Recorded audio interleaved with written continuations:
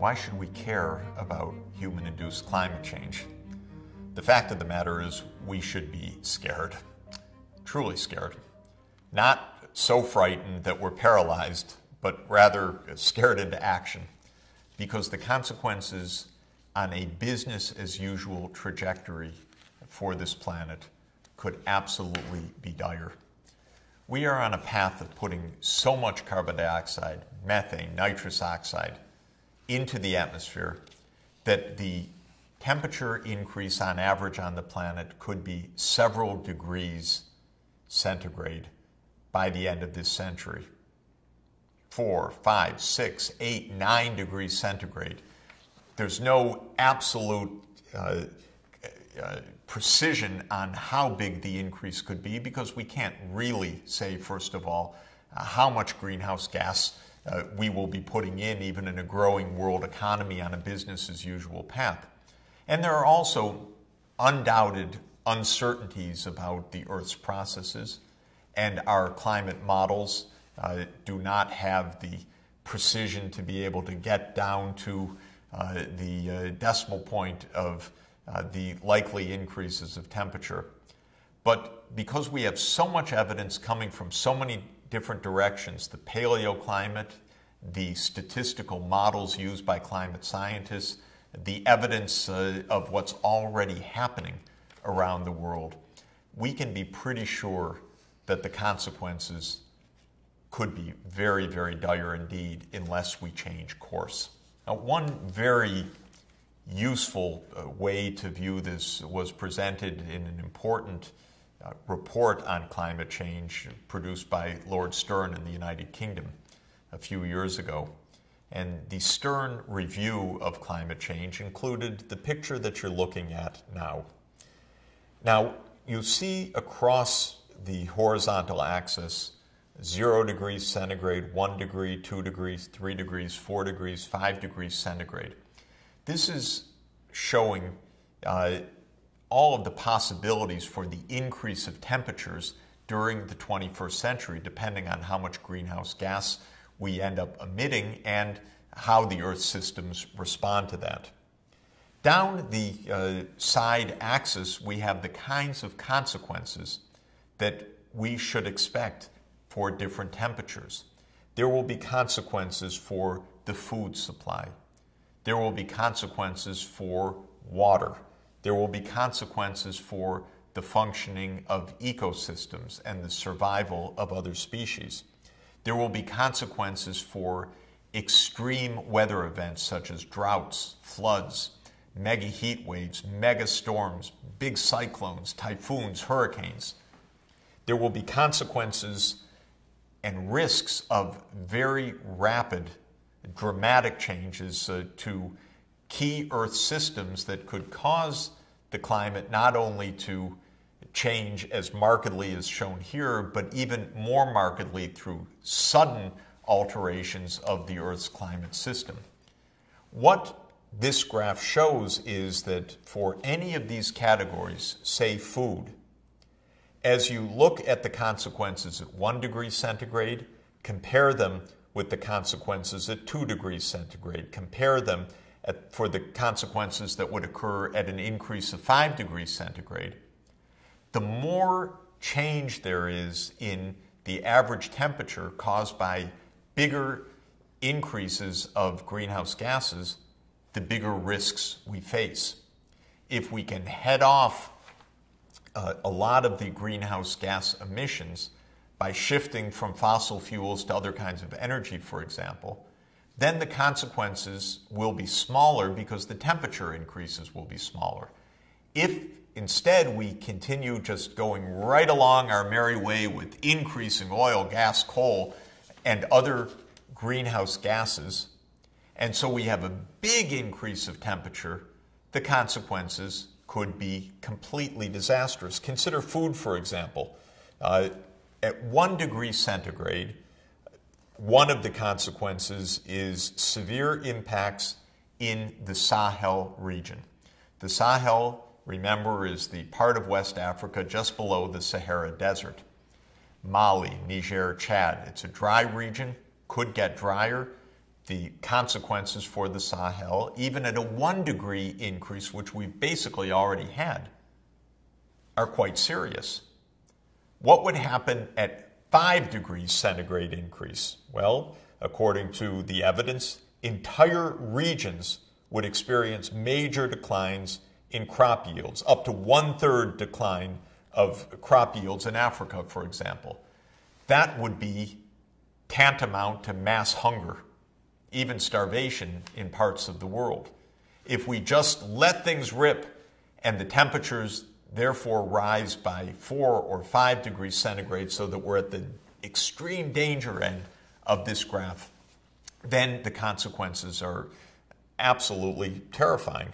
With water, at 1 degree centigrade, you see that small mountain glaciers are disappearing.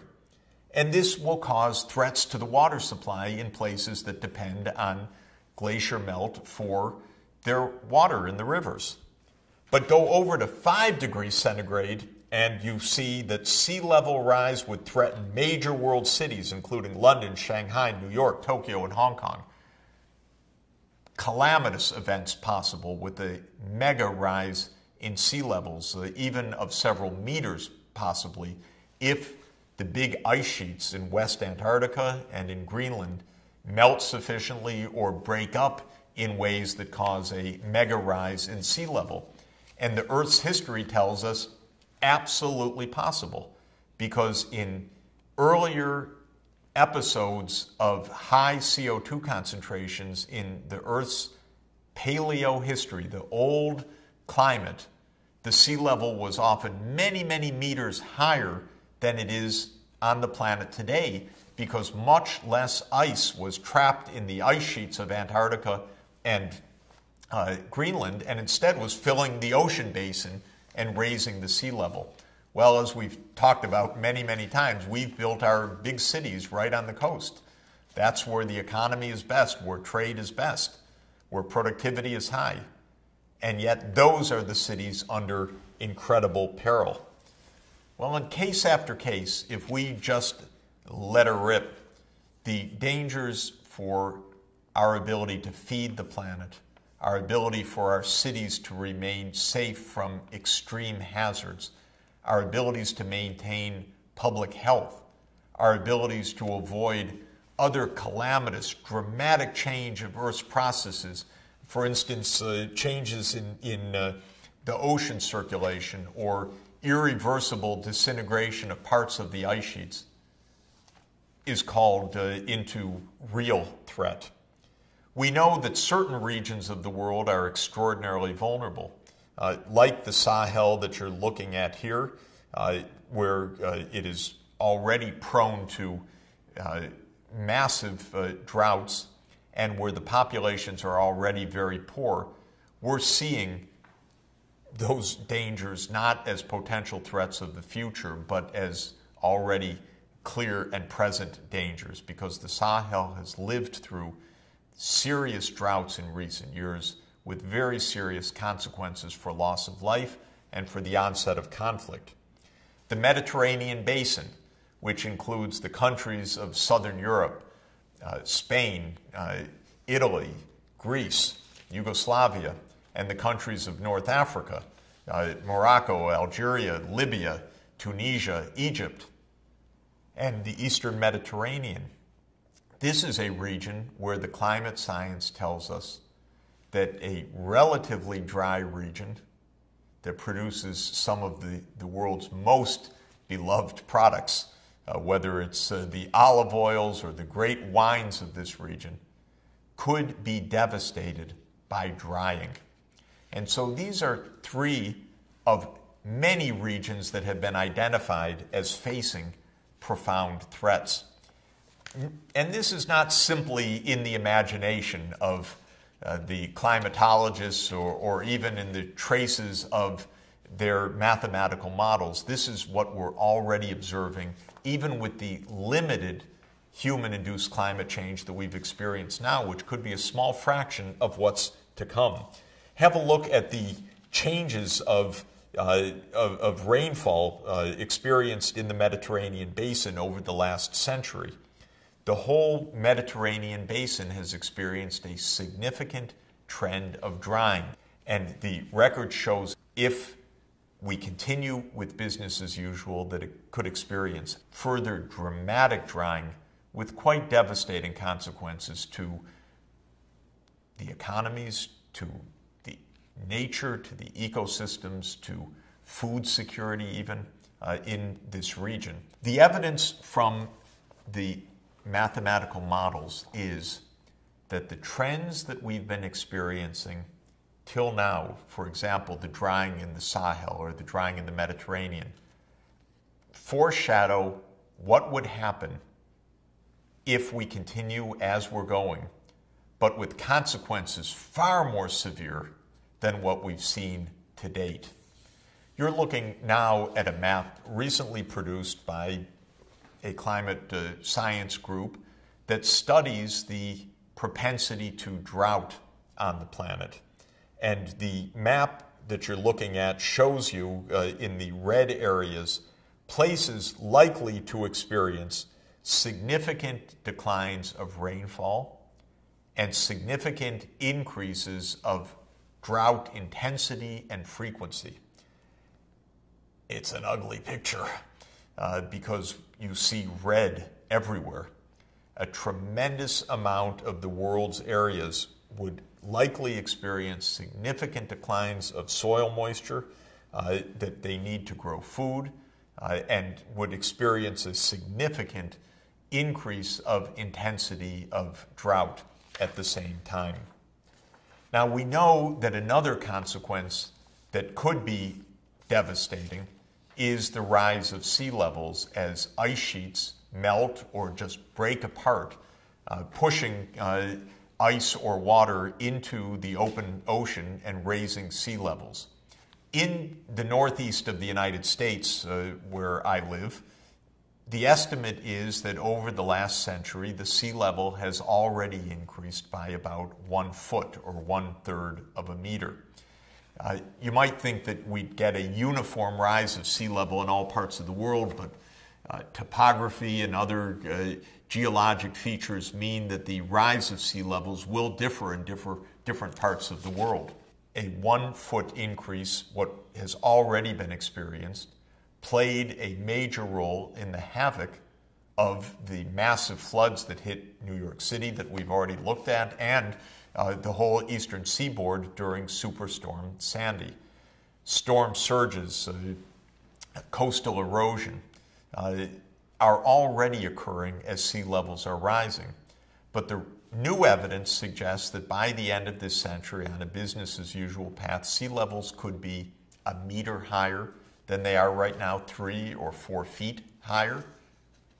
And if the worst case happened, which is a catastrophic loss of part of the West Antarctic ice sheet, for example, the rise of sea level could even be several meters. You put this together, the consequences for urban areas hugging the oceans, for our food supplies around the world are absolutely extraordinary, potentially devastating. The map that you're looking at now attempts to ask what would happen to food production if this combination of warmer temperatures and more drying were to take place. And what you see here is South Asia and tropical Africa in the absolute red zones, or red and pink zones, meaning major loss of agricultural production. So too the southern part of the United States and much of Latin America, much of Australia. What are we doing? We're putting the world's food supplies at great risk. And again, it's not hypothetical because we've already had a serious derangement of production in many places in the world as droughts have hit in recent years and as higher temperatures have undermined crop yields, sometimes killing crops or dramatically reducing the crop yields. A final point that I would like to stress is that even if one put aside all of the climate-induced changes coming from this human-induced rise of carbon dioxide concentrations, all of the major storm events, the rising sea levels, the rising temperatures, the increased floods and droughts, the loss of soil moisture needed to grow food. It's a big, long, very threatening list. Put all of that aside, the basic physical fact that a higher CO2 concentration in the atmosphere will lead to more carbon dioxide dissolving in the oceans, causing acidity in the ocean, by itself is frightening enough, because as I've discussed, as the oceans become more acidic, and there's a lot more acidification on the way, major parts of the marine ecosystems, the shellfish, the animals with exoskeletons, the plankton with the calcareous exteriors, but part of the major food chains in the world, the coral reefs, which are so vital for the marine ecosystems, could experience and are likely to experience a massive dying. We're playing with threats beyond our easy imagination. We're in a kind of denial that is added to by, unfortunately, propaganda by major vested interest groups like big oil companies. We are playing with the survival of millions of other species, adding to this tremendous risk of the sixth great extinction on the planet that we've looked at before. The other five caused by nature itself, this one by humanity in its thoughtlessness if we continue on this course. We can see that we have every reason to change the game, every reason to play for a control of these forces, every reason to mitigate the human-induced climate change for our own safety, for the safety of the planet, and for future generations. How can these forces be reduced? How can we mitigate human-induced climate change? That's our next topic.